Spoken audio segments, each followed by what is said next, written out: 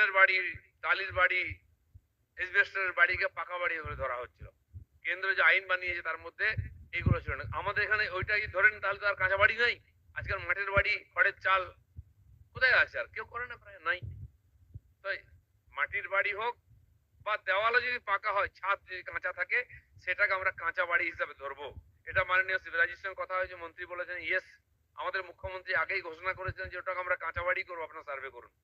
সেটা যারা সার্ভে করতে গিয়ে ভাবছে কি করব, কিছু ভাবার দরকার নেই। তার ছাদ নাই, পাকা ছাদ, তো এটা কাঁচা বাড়ি ধরতে হবে, তাকে আমরা সুবিধা দেবো। জেনে রাখুন। সেই জন্য যারা এটা নিয়ে একটুখানি সন্দেহের মধ্যে আছে, তাদের পরিষ্কার বলে দেবেন, যদি একটা দেওয়াল, দুটা দেওয়াল, তিনটা দেওয়াল থাকে, সাধারণত টালির বাড়ি করলেও 3 ফিট অব্দি পাকা দেওয়াল করতে হয়, নাহলে জল বৃষ্টিতে ঢুকে যায়। সেটাকে আমরা কাঁচাই ধরবো। পাকা ছাদ নাই তো কাঁচা বাড়ি, এটা ধরে নিন, সেভাবে সার্ভে করুন। বাকি সরকারের সঙ্গে আমরা কথা বলে নেবো। তো রুল করা হয়েছে কাজের সুবিধার জন্য, রুল আবার পাল্টাবো আমরা। যেমন পঞ্চায়েতের রুলকে আমরা পাল্টেছি সাধারণ মানুষকে পরিষেবা দেওয়ার জন্য।